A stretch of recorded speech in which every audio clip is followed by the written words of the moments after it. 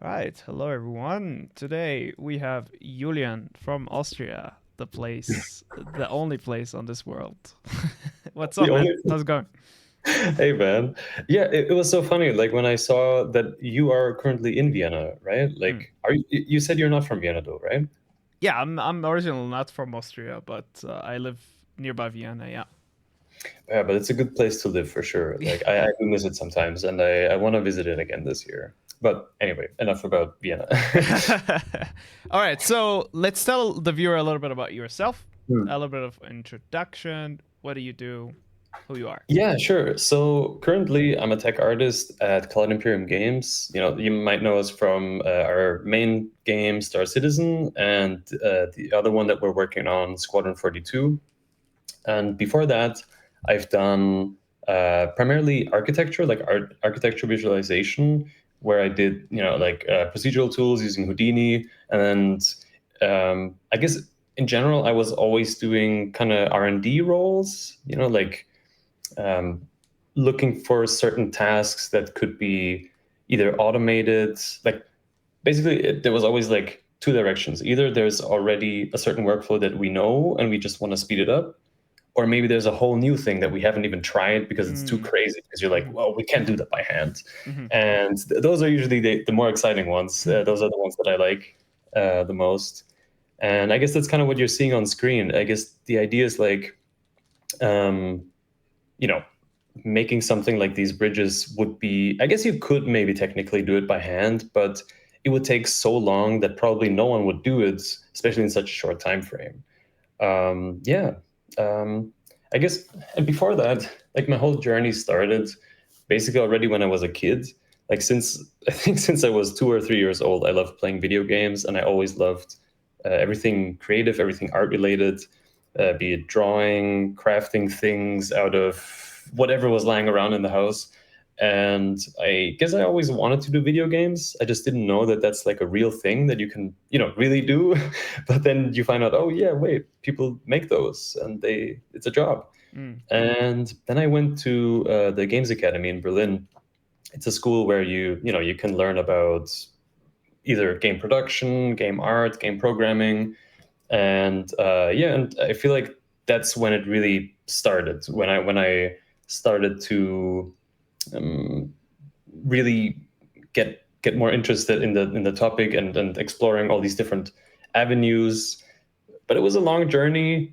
I started initially. I wanted to be a concept artist, actually, Mm-hmm. but I felt like when I kind of saw what the reality is, it was a bit too crazy for me. And then I was like, okay, maybe I'll do 3D.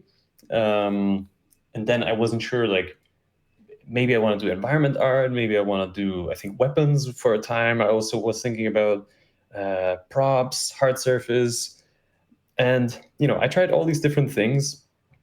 And I guess the red thread, I guess that's the saying, right? Like the one thing that connected it all was I just really like 3D. I really like how 3D works, like Mm-hmm. the technical foundation. And that then, after some time, led me to Houdini. And it's yeah, it's the coolest thing ever. I don't really want to do anything else anymore. Just like procedural stuff in general is so cool. Like coming up with these recipes, these algorithms to tell a computer how to do something you would do. Yeah, that's kind of my thing.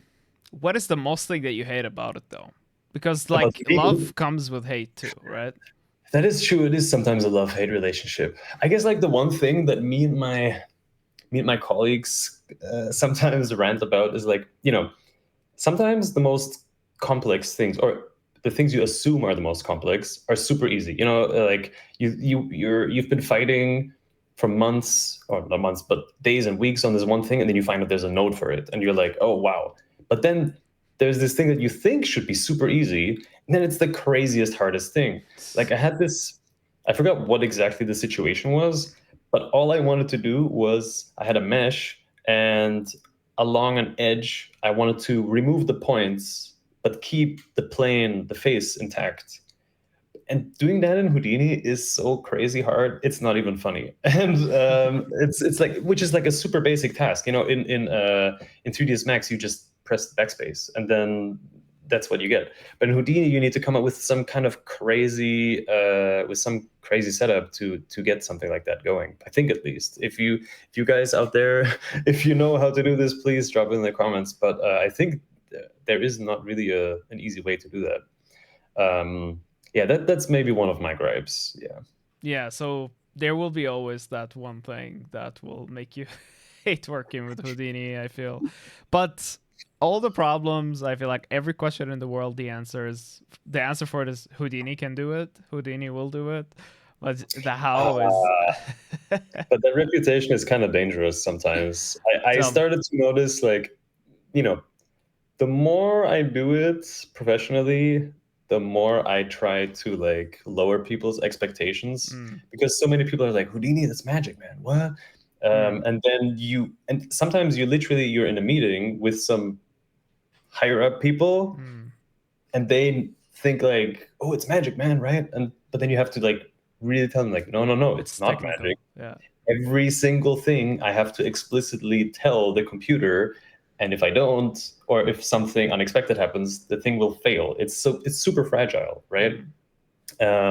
So I mean, it does look magical, right? Like when we look on the screen and you see like a bunch of blocks get turned into a building, or the bridge tool that I made, it does look like magic, but like magic, it's smoke and mirrors, and it's usually something really simple that is actually doing the thing. Yeah. It's just obscured. Yeah. Here's a question though, like if what we do with Houdini, like as stick artists, is performative magic or performative art, how does it feel not to perform that? I guess. Like, are we always hungry to show what we do? What do you mean? So, like smoke and mirrors, right? Like you said, like actual magic. It's performed in front of audience, right?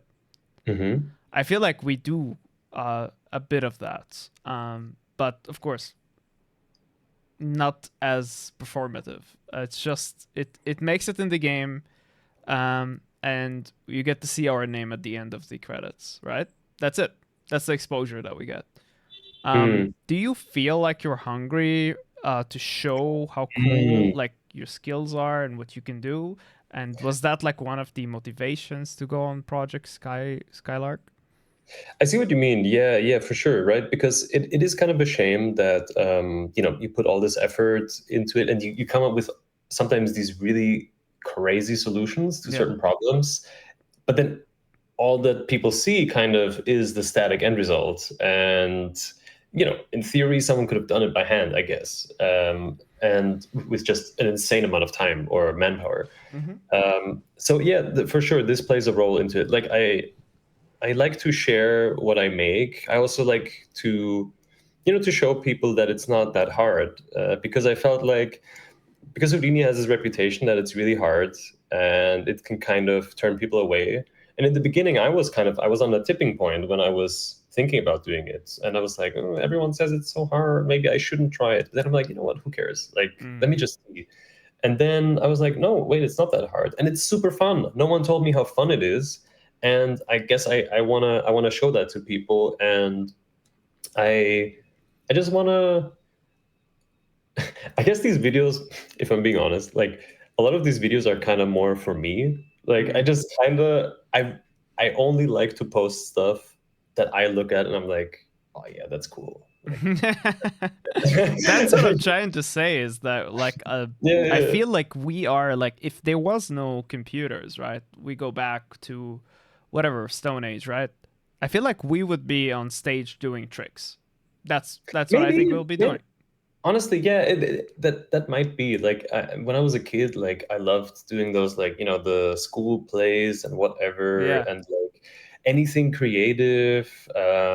Yeah, but yet not technical. always. That's the thing. Like that's the sweet spot. I think that's why I feel so drawn to it, and why so many other people feel so drawn to it. I think because it kind of a lot of different things are coming together, right? Like you have this very difficult problem to solve, but it's also very creative, and it's really fun. It's really fun also to just when you get the end result, it's kind of a reward in itself, right? It's like a puzzle that you're solving, and the end result is a toy that you get to play with in a way. Like that also makes content for a game or whatever else you're working on, a movie or whatnot. Yeah, that makes sense.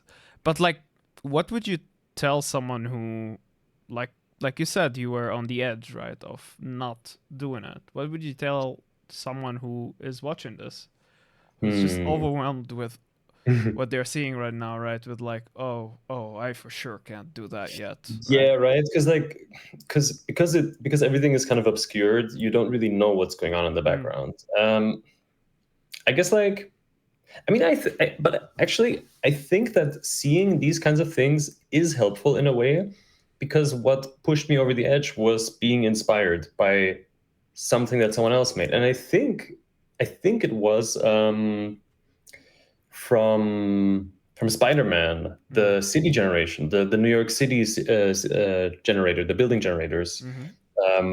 That was made by X-Ray Halperin and probably some other people as well, unless only he did it. I'm not sure. But like when I saw that, I'm like, what? Houdini can do that? Because like I saw Houdini a couple times during my studies and whatnot, but it was always like I remember like the first time I saw it was I was watching Gnomon Workshop tutorials, and it was like master explosions using Houdini, and I'm like, oh, I don't care. I don't care about simulations. I don't care about VFX. So I always thought it was the VFX tool, but then I saw that they made like 80% of the city in Spider-Man. I'm like, holy shit, this looks amazing. I can do that. And then I was kind of like, I don't care how hard it is. It must be possible somehow.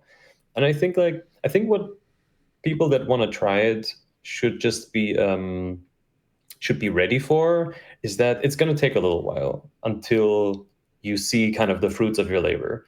When I started learning Houdini, I was like the thing that pushed me over the edge was that I was at work in that archviz company, and a colleague of mine was making kitchens for like one of those websites, those kitchen configurators where you can click some buttons on the UI and a new kitchen appears and whatever.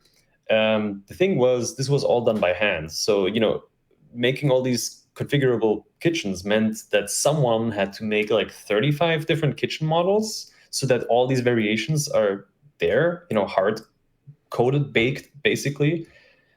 And then she did that. And then a day later, a client was like, can we move all the handles to the left side instead? And then she all these 35 kitchens again by hand. I felt like that broke her.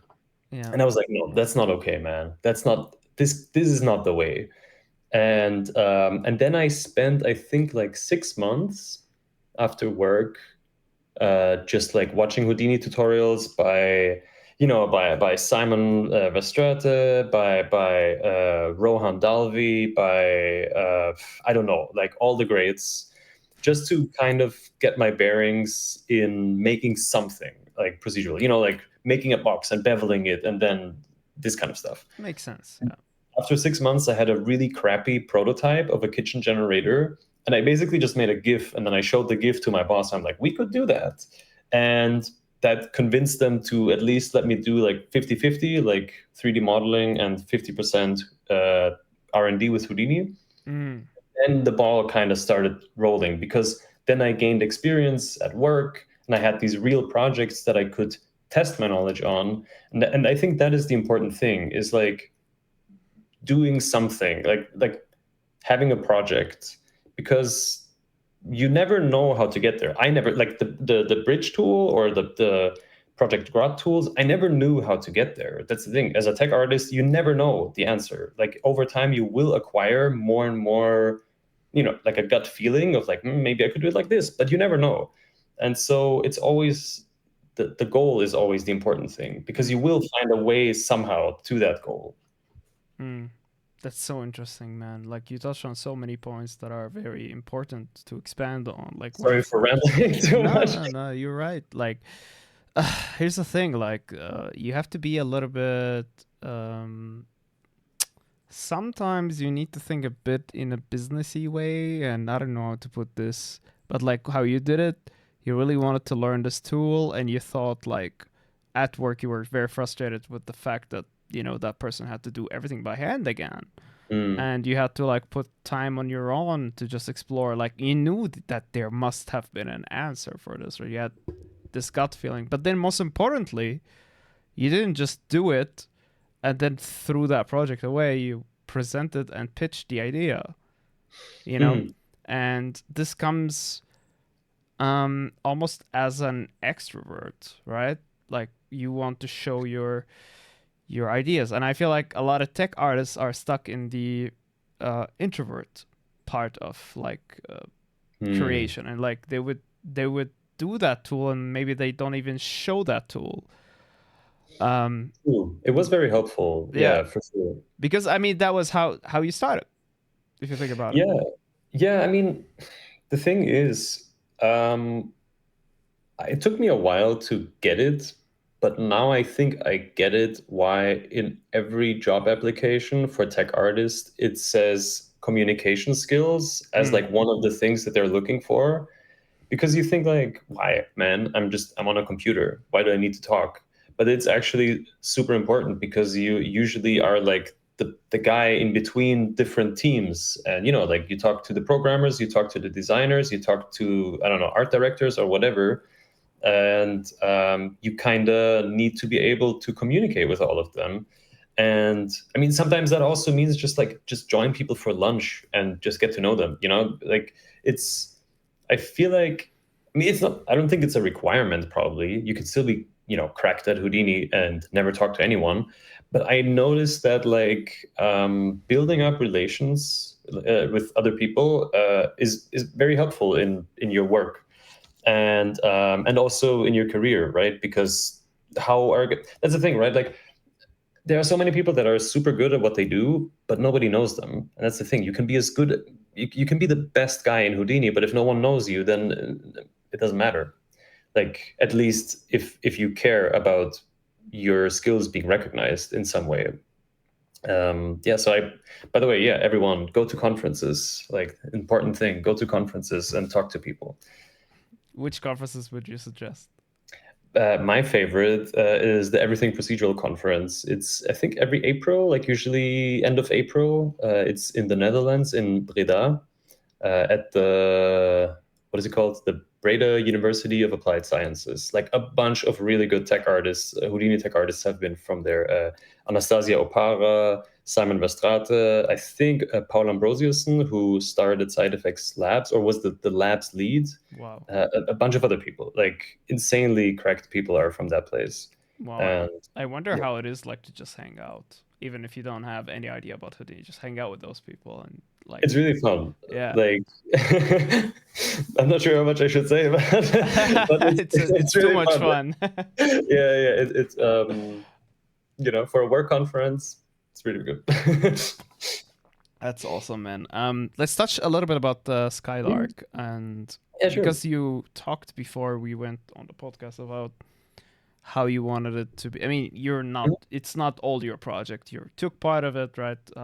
And Yeah, the videos that you created. Actually, you know what? I'm not gonna explain. You explain it. like just in general, like about my part in that project. Just the project as a whole. Yeah, yeah, How did sure. you start? What was the idea, the vision, stuff, etc. Yeah, sure. So, like you said, of course, this is not all me. Like a bunch of the videos in the background are from Simon, like Simon Verstraete, or Houdini Simon, as many people know him. Marn Schokker, who is also a part of it. Leah Kronenberger, who was the art lead and built the entire scene with our Cool. tools. Cool. And George Hume, who maybe some people know, like his Natsura tools that he's working on right now. He's making these like Houdini plant generators. Anyway, so we were a team of 5 people, and the way it kind of goes is like we got to know each other on one of these conferences, or at least that was my journey. I got to know Simon, and I don't know, he saw some of the stuff that I did, and we had a good rapport. And he was like, "Hey, you want to be a part of this?" And I'm like, "Sure, man. What the? Can I swear?" Yeah, of course you did already. Oh shit. Okay. but basically I was like, of course, man.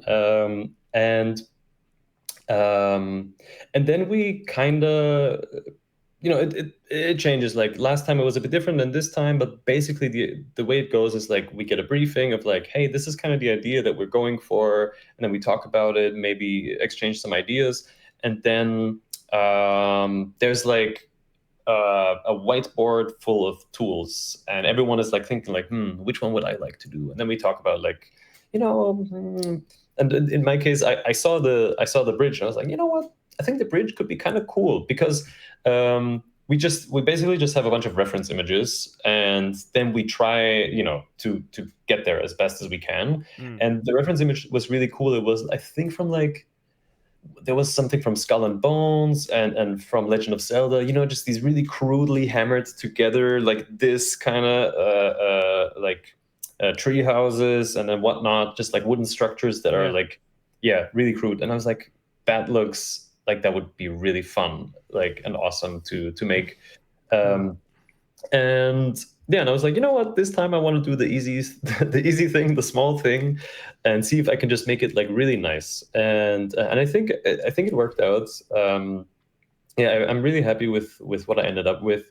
And yeah, like in general, I guess my approach is like, I want to make tools that kind of feel like alive. Like when you see it in the video, you kind of see that whenever it's like moving across the surface, it's like it's changing, it's adapting, and it almost looks like, I don't know, a caterpillar or something that's like going over the surface. And the same was like last year with the Project Grot with the flesh tools and stuff.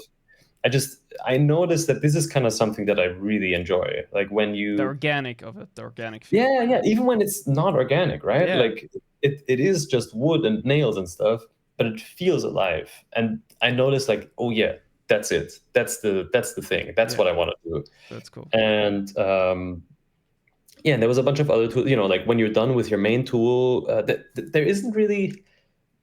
You do have a contract, of course, and you do have like some must deliverables. But once you're done with that, then it's kind of like, hey, how can we just push this further? Like, I have a few days left. Maybe I can make you a scattering tool, and then you just make that. And or maybe I'll tweak my tool a little bit more. Like it's kind of what I like about working with side effects. Actually, is like they just kind of let you do whatever. It's pure trust based. It's just like it's kind of scary also because ownership. Yeah, exactly. You have a lot of ownership over whatever you're working on. But I think that can also be scary for a lot of people because, no one tells you like, no, this is not working, or yeah, this is awesome. It's just like, I think this is good. It's scary because like we navigated a structure where everybody told us what to do. Like if you think parenting, everybody tells you what to do. Then you go to school, then everybody tells you what to do. Then you have the university where you get told what to do, and then freedom becomes very scary at one point. Yeah, or my main job even, right? Like, I mean, in my 8 hours every day, I work at CIG, and we have daily stand-up meetings where we talk about the most meticulous little details, and nothing gets released before it's not signed off by your manager and his manager, and and so on and so forth. You feel like if you're not like in a high up position, you feel like there's nothing you can do wrong because there will always be a couple of eyes looking at it from different parts of the development cycle. But here it's like, cool. Like, go ahead and do it. I'm like, okay. But that comes with like its all pros and cons, right? Like you're afraid, that's the con. But what did you find that was a pro? The pros are huge in the sense that like you feel like you can really do whatever you want, and I feel like that came through with the bridge that we're seeing right now. Like, no one told me what to do. It was just I was just experimenting and seeing like, can I make it more fun? Can I make it more playful? Even if it's maybe, I guess I don't want to say like it's going against the briefing. That's not what I want to do. But let's say, for instance, in the flesh tools that I made last year, if some people here in the video in the watching are aware, we weren't really doing flesh to begin with, like we had a bunch of different concepts, and some of them were kind of organic, kind of alien, and some of them were more realistic, concrete, rebar, that kind of stuff. And in the beginning, we wanted to go for like like a futuristic structure that has since been eaten away by time. But it was supposed to be just like realistic rebar, exposed rebar and concrete and stuff. And then as I was playing with that, because I made the door thing that you see when the camera comes in, and as I was playing with that, I was like, man, that's kind of cool how like when pieces fall out of the concrete, how the rebar is still attached to it. It looks almost organic, like going back to what we were talking about before. And then I was like, wait, what if it is organic? And then I was trying, instead of having this like internal rebar structure, I thought like, what if a piece falls down, it's like, it's just connected with some fibers. And suddenly, then it was this fibrous rebar. But then I'm like, okay, but what if it is actually flesh? And I kind of kept it a secret from the others until I felt like it looked cool enough to convince them. I mean, the pitch again. Yeah, exactly. It's the pitch. It's the pitch. Like you want to make, if you show something that is going a little bit against the original plan, make it cool. Make it good, yeah. Yeah, make it good. And I mean, hey, honestly, maybe they were already, maybe if I had just said it, or they would have been on board, or maybe in their heads they were like, yeah, maybe it's gonna be a bit more organic. I don't know what was in their heads, but the original idea was concrete and rebar. Yeah. And then when we did the flesh, they were like, hey, this is kind of sick. It's kind of sick. Yeah, and then and the cool thing is then that kind of steered the entire project in a slightly different direction, because then because there was flesh on the ruins and it was kind of the center where a lot of stuff was coming out, they were like, what if there's flesh growing out of the ruins? So we needed additional flesh tools for that, like some auxiliary tools to add around to set dress. And then we were like, okay, but what if also, there are these like hanging, these bridge connections that are also kind of fleshy. Those are not done by me. Those were done by Simon. But suddenly the entire scene became more organic and more alien and more like demonic, hellish kind of. And that was really cool. And, and this was kind of, this is kind of the end result of giving us all this freedom. Because imagine if we had every week there was some higher up from side effects that was constantly like micromanaging us, like saying like, but we said rebar originally, so maybe we shouldn't, but it's kind of this like this implicit trust that, you all know what you're doing and just do the thing and do it cool, like that's kind of how it goes. Wow. I mean, that environment that you get to have the freedom. I wanted to ask, like, how much time have you spent on like Skylark or the project before? So we had a bit more time for Grot, and this time it was a bit shorter. Like, so we basically get like a few days, like a budget for a few days, and then it's up to you to like, are you strict with yourself and you only do the days, or I don't know, sometimes maybe the thing is like, I don't feel good submitting something that I don't like. So I feel like, okay, if I have to add one more hour, then I'm gonna add one more hour, and do it pro bono just so the tool looks sick. But basically, the way it goes, like for Skylark, we had I think like 9 days, or at least that was for me. Like maybe the others had a bit more or less time depending on the tool that you're working on. But yeah, but 9 days. And the thing is, you have to remember that we're also all working full time. Like we work in games. Like we have to do normal jobs. So yeah, it's a bit.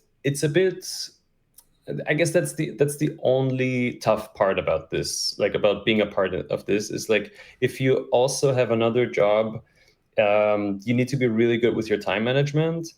When I did Grot, the first project for me, it was a bit more difficult. It was very new for me, and I was like, I just wanted to deliver the coolest thing possible, and it was very difficult for me to kind of navigate the time management.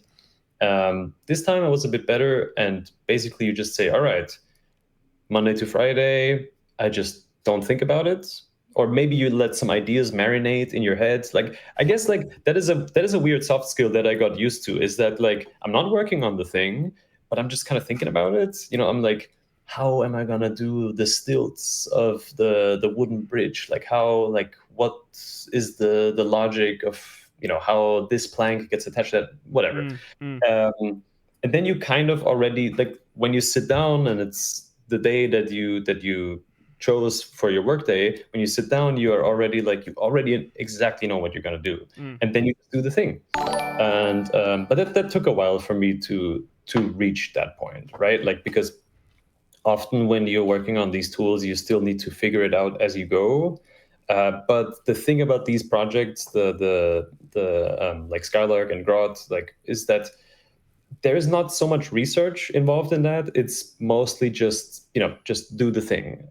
So I mean, it's not like I don't always have the answer. Like, I still need to experiment and stuff. But usually you try to not get lost in, like, I don't know, finding the most optimized workflow or the most fanciest simulations and blah blah blah blah blah. No, if it's good enough, just it's good enough. Yeah. Yeah, it's also depending on like what is the tool used for. Like, if it's a tool for an environment artist who, they're gonna take it and build a world with, you're not thinking about optimization as much, I guess. Especially when it comes to things like features. If, let's say, the bridge breaks down and it has to simulate 400 frames or whatever, to look like it's broken. Like, this is gonna take time, right? And in the game there might be 2 broken bridges or 3 broken bridges, so it's not gonna be a big deal. Because optimization, if you need to optimize, you need to go through the whole node tree, and it might take you 2 weeks to just optimize, instead of like generating for 50 minutes. So you have to weigh in the options, right?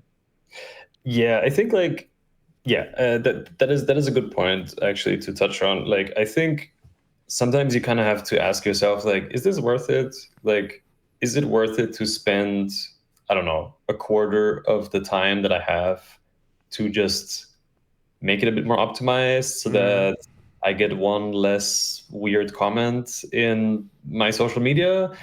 Or are we just gonna finish the project and maybe I make it look cooler? Like, it's the thing. Like, this is a learning project and a tech demo. It's not a game.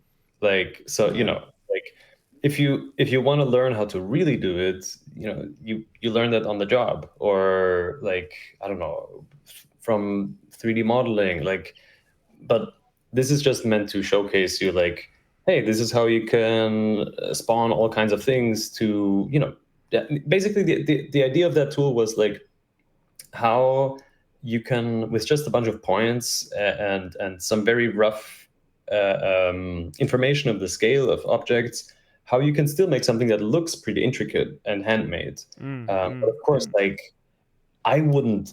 If this was for a real game, oh my god, no, I would not. I would not just submit that. I would still work on that. Like, there's still so many things that I would have wanted to add. Like, I mean, but just to interrupt, like, this is anyway sure. Like, not your goal with this. Your goal is to showcase the tools, and if you would like show something proper like optimization and things like that, it would take so much away from the like demonstration, or the fact of you just wanting to showcase what you can do. It's like a sketch versus a final piece, I guess. Yeah, completely. Like, I feel like people have to remember, like, that something like procedural art, like Houdini or whatever, it's like a it's a bottomless it's a treasure chest with no bottom, basically. You can keep learning and learning and learning and learning. If I wanted to make a tutorial that would teach you everything that I know, it would take months, and I don't have time for that. Like, so basically I know I have 3 hours, and what can I show you in 3 hours so that you just know more than you did before? And that's kind of my goal. Like, yeah, it's about jump starting. It's about like, if motivation was fuel, you're putting the spark.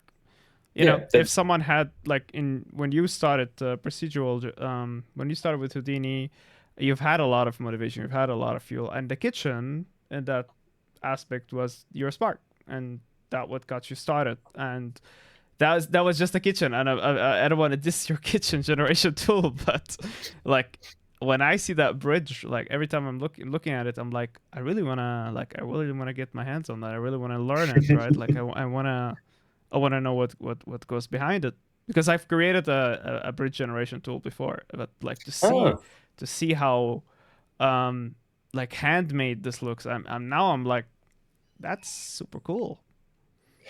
yeah, and that's kind of the beauty of it, right? Like you can have 10 tech artists and have 10 different tools or more even, like for the same prompt basically. Like that's the cool thing. Everyone has a different approach to everything. There's no right or wrong way. Maybe some tools are slower, some are faster, some are prettier, or it's all subjective, right? Like in the end, it's just about what is the problem that you want to solve and did you solve it like sufficiently. Mm, There is no, it's not a binary yes or no, right? Like yeah, it's up to you and up to whoever is judging it, like I don't know, your boss or something. Or like if you don't have a boss, then it's just you. it's people looking outside in think like a tech art job is very brutal, like you need to know what you're doing, but if you don't do it and like you hear a person like you describing on the job and that there is no wrong answer as long as it works, it sounds very forgiving. Would you say I that? mean, Um, I mean, that might also be our studio. Like CIG is like a really cool place to work, at least from my experience. Like we do like we are in the R&D department for the planet environment team. Like Mm, we're called organics, and we make like trees, rocks, caves, and cool. whatnot. And and R&D is a bit different than just straight up production.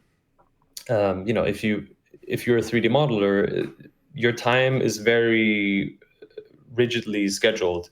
With R&D, it's a bit more difficult because you're basically doing stuff that hasn't been done before, Mm. and so it's harder to time it. And, It's almost and like making micro games within I the game. guess Yeah. in some way, and I mean, and there's a lot of unknowns, right? Like that is the hard part. Like Mm-hmm. I feel like honestly, like I feel like there is a certain amount of freedom that you have because of the unknowns. You sometimes get some extra time just to make sure that you're doing it right. But the hard part is the unknown. Like, if you're someone that doesn't really like dealing with unknowns, then that is something you should be aware of, because I never know how I'm gonna solve the problem that I'm getting. Like right now, I'm doing something I can't talk about what, but right now I'm doing something, a project that I've never done before and have no idea how I'm gonna do it. And I even asked my boss. I'm like, yeah, so how are we gonna do this? And he's like, yeah, I don't know yet, but we'll figure it out. And even your boss is kind of like, we'll figure it out. It's like, okay, okay. Wow. That's the That's thing. insane, man. That's like so hard to comprehend, But I do the same thing with visual effects, right? Like real time visual effects. Most of the times I don't know what to do, but it's But you'll figure something it that out, right? inspires, something that you get there somehow. Yeah, and I guess like the thing is, in the beginning, I was freaking out a lot about this fact that you usually don't know how you do it. But the more often you end up figuring it out, the more you start to trust yourself that, like, even though I don't know it now, Yeah, I probably will figure it out. yeah, And there's always other people around you, right? Like, I mean, at least so in my case, like in our team, there's like two other tech artists. It's my colleague who's a senior tech artist, and my boss who's some crazy ass title, senior principal tech artist. And like I feel like whenever I'm stuck, I can ask them, and they will usually have an answer. And even when they don't have an answer, there's all like we're 1,000 people at our company, and we have a bunch of programmers that can help you with this and true. that. Like you're never alone. And even if you're alone, if you're just by yourself learning Houdini, you can go to different communities and ask there for help, right? Like usually the community is very helpful, I would say. And there's so many things that have been done already, right? Like especially when you're starting out, I guess most people will do the things that have been done before, right? Like what are you going to do, right? Like a bridge, or you're going to do a building, a house generator, you're going to make, I don't know, terrain. It's all been done before, and usually you will find a solution on the internet. The question is if that is your solution, because what I've found out is that, you know, all this stuff that I learned about, because I was mostly using Houdini engine for Unreal and then making tools for Unreal and stuff. A lot of that knowledge was useless because now I work in a company where we have a proprietary engine, and now I had to relearn all that. And you know, it's, you start from scratch so many times. Like if I would know, you know, if I in the future go to a different company that has their own engine, it's again like, oh, God damn it, I have to start again from scratch. But yeah, but basically, like what I'm trying to get at is like there's a lot of unknowns, but usually you will find someone that has the answers. Yeah, and it's a camaraderie feeling almost, right? Like, Yeah, and it's also why the communication part is so important, sure. right? What I brought up before is because you're dealing with so many unknowns, and because you're often dealing with, often you're the glue between different softwares, right? Like, so for instance, I had a tool that I made at my main job at CIG where I don't know, there was this one thing where I had to do something crazy. I mean, for me, it was crazy, where like the tool had to download a text file from Perforce and then read it and then look for a certain, look for certain stuff in there and then check it against another text file, and like, I'm like, how do you do that? But then I had help, like how to do that, and I learned a lot of Python by doing that. Yeah, Python's amazing. It is learn Python, Learn Python, everybody. I just started a week ago. and save your files. Wow. I guess it's just like you said, it's a bottomless treasure box or whatever. Like you would just keep learning, and because everybody comes from a different background, like you have tech artists that are more on the art side, and then you have tech artists that are more on the tech side, and then you have tech artists who started with a whole different, uh, industry. Like they come from publishing or whatever. It's just like you have so many people with different perspectives that's just gonna help you out and kind of make you see what you're not seeing yet. And again, about this topic about communication, and being able to put your pride aside, your ego aside, your imposter syndrome aside, almost, right? Like this is this is like a bit too much mental gymnastics. But how would you put it simply to someone who's just starting with tech art? In what context? Like In putting asking for these, help. asking for help. Yeah, right. It's kind of, it is kind of difficult. I honestly, I still sometimes wait a little bit too long before I ask for help, because of course you want to figure it out yourself, right? Like it's super satisfying to, like hit your I head got against the this. wall, Yeah. and yeah, and until you figure it out, and then and you learn so much from doing it yourself.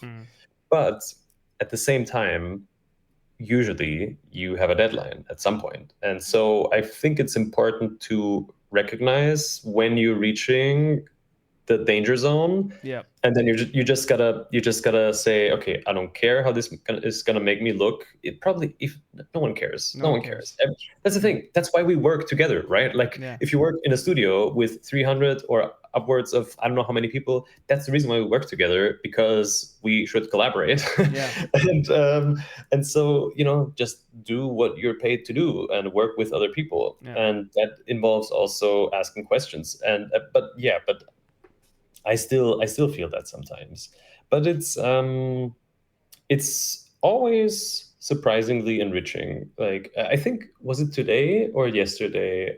I think today or yesterday I asked my colleague Lucas, um, something about voxels and VDBs, because it's not my strong suit. But he's been working on like VDBs, and basically, whenever I have a question about VDBs, he's the guy that I talk to. He probably knows more than our boss, right? Like, because that's all he does. Specialization, yeah.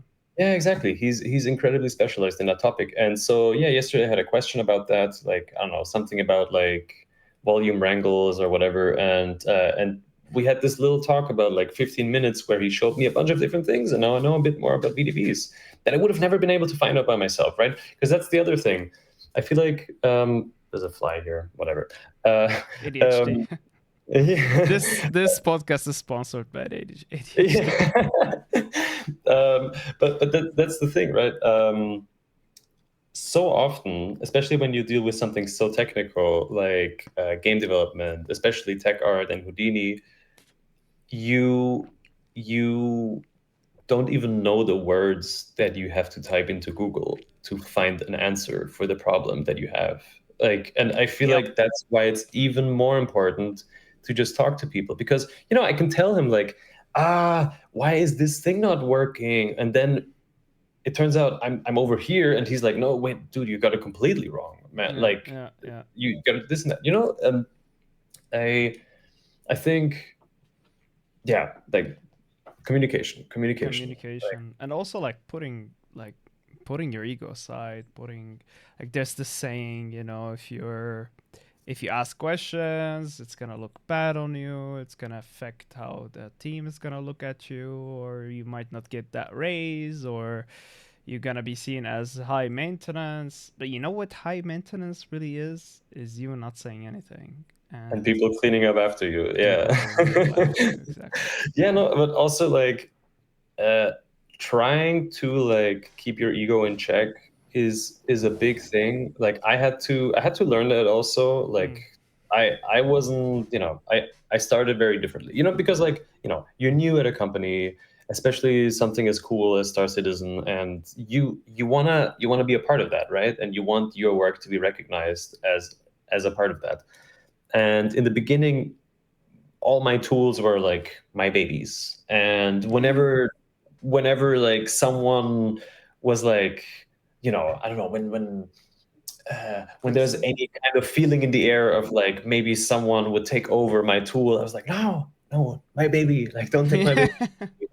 um but the thing is, like, I don't know, it doesn't matter really, like, because you already did your part, and there will be so many others ahead of you. That's the thing. That's what I learned. Like, all the stuff that I did after these tools was so much cooler. Like, I can't wait to at some point, like, hopefully be able to show the tools that I've been making so far. Like, at some, like, that's the cool thing of at CIG, we can show our work Cool. after a certain time. It's still going to take a bit, but anyway. But yeah, but now I don't know. Now I don't care. Like, because like sometimes a different team needs a variation of your tool, and you don't know how to do it, or like, or I don't know, or it's you don't have time to do it, right? Like, you're part of that team, and this team is doing something completely different, and you would need to learn their workflow and figure out how you can automate it, and blah blah blah blah blah. And so now I'm just like, all right, whatever. Like, I'll show you how I did it, and then you can do it. Like, who cares? Like, Mm. it's like, yeah, like, It's a lesson I feel that a lot of us artists, tech artists, whatever, we don't learn because of the way the self-learning is set up right now. Like, of course, if you go to university and you learn tech art, let's say you went to the Dutch university, for example, you will learn mhm, all of this. I feel because you will do projects with your fellow students. But for us, we don't have game jams. I feel like mm, Skylark is like the closest tech art jam I've ever seen. 9 days, do that, do this, right? But we don't have art jams. We don't have tech art jams, and we learned that very late because what we do when you're self learning, you probably are doing the projects on your own. You're having this intimate connection to the tool that you're creating because you created it from scratch. But the fact of the matter is, when you're in a team, you're put in a pipeline you're probably doing this, taking tasks from behind you and processing and then handing it, right? And I feel that's just the lack of like even with online courses, there's videos. That's all what you do. Follow my lead. Do exactly what I do.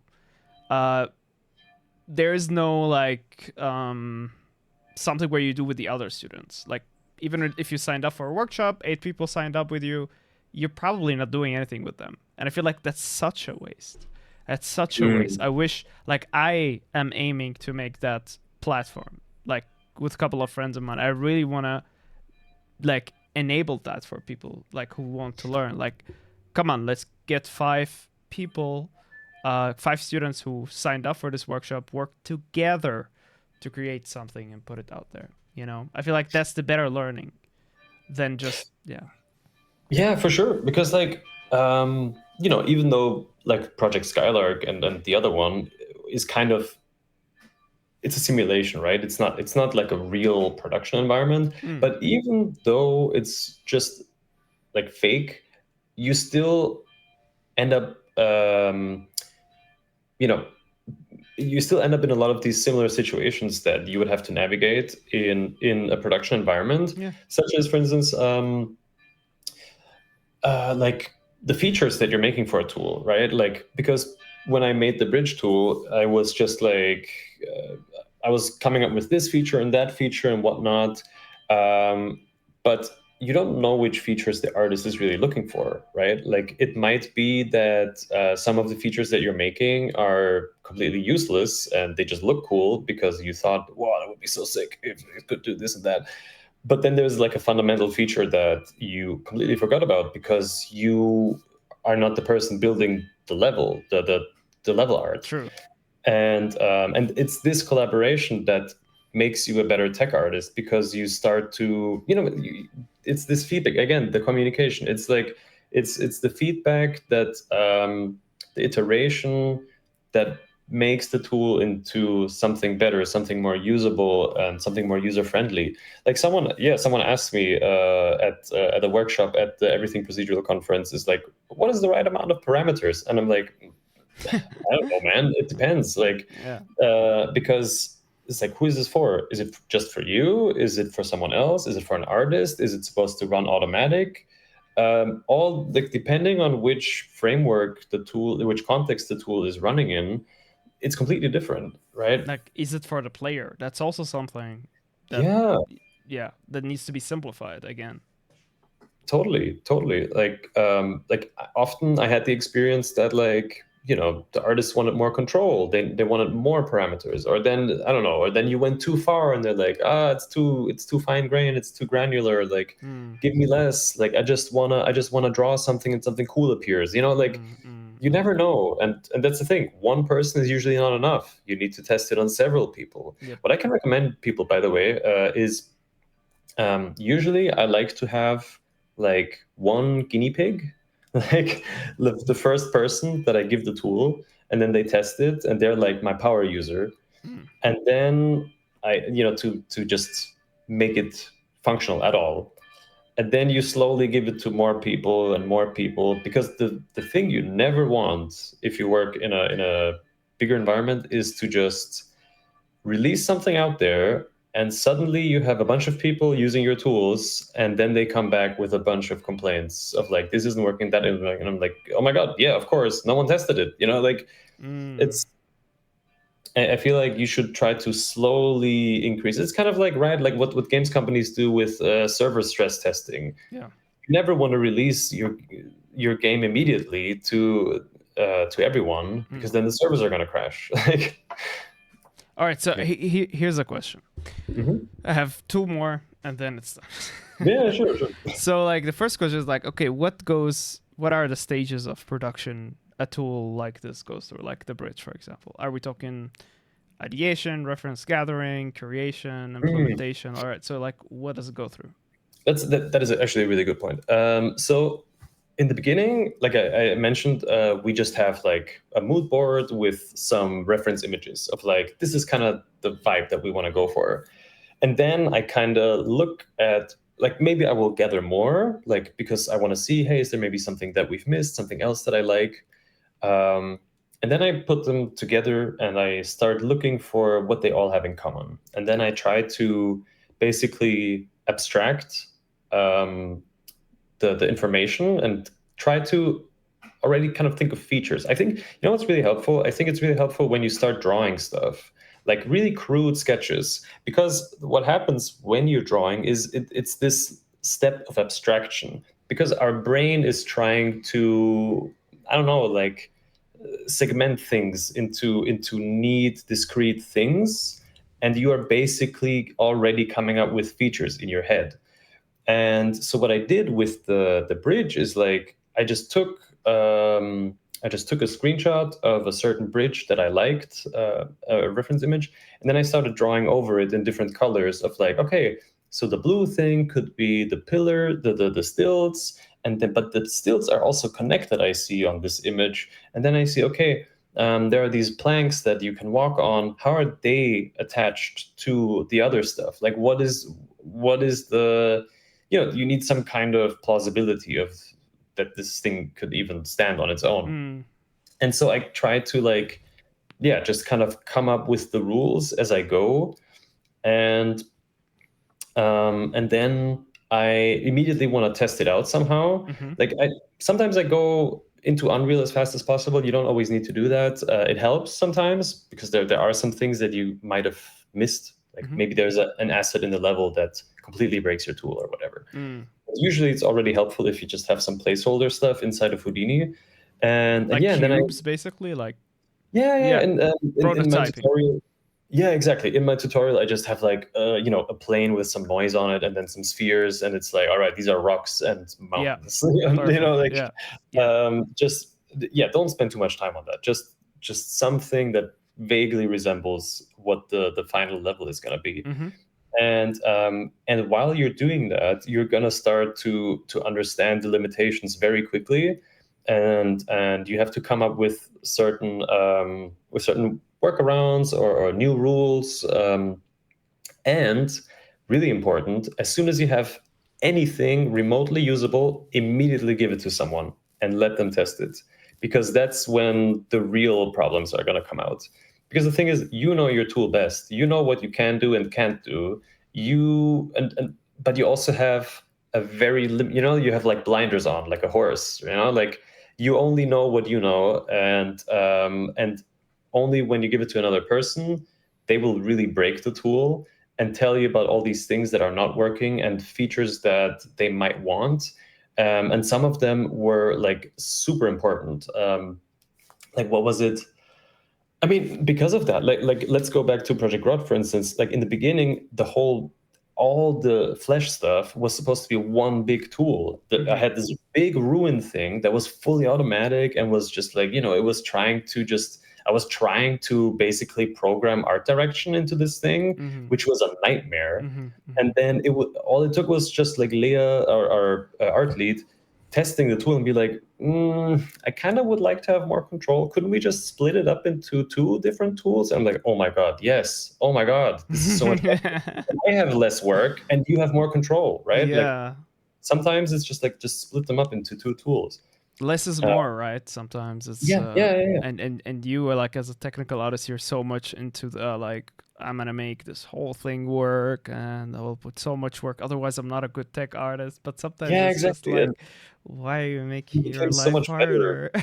Exactly, right? Like don't do that. Yeah, and but like, it became so much better because of that. with other tools it does make sense to have everything together, like the bridge without the nails. Like you have everything there, it's laid down, right? But yeah, I get it. All right, last question. We're reaching the end of this.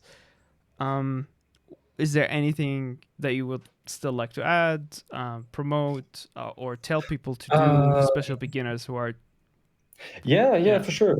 I mean, first off, I'm gonna do like a shameless plug. Check out my, I'm on Instagram, Julian Boolean. You can basically all my socials. Check out my ArtStation blog. Where I break down some projects. Like I usually if there's a cool project that I've worked on that I can show, I like to make a technical breakdown and show how I did that. And I'm not sure when I'll do it, but I would really like to try out live streaming because I enjoy this back and forth, this live back and forth. And I feel like, like showing people how to do something and having them, be able to ask questions and then deviate from what you started to make it, to cater more to whoever is in your audience.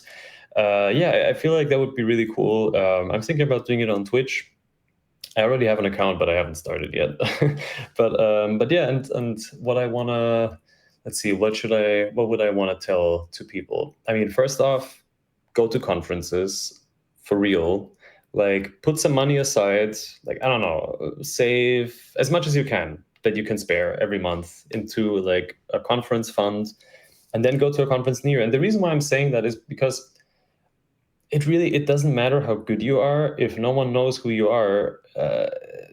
You're not really gonna go very far usually. Like some people don't need it, but I noticed a huge difference in just being in that environment. Literally just being physically at a location does so much more to you than posting portfolio pieces all the time, because we're social creatures and because we just trust people more that we have seen, like if you have one good conversation with the right person, it can change the trajectory of your career immensely.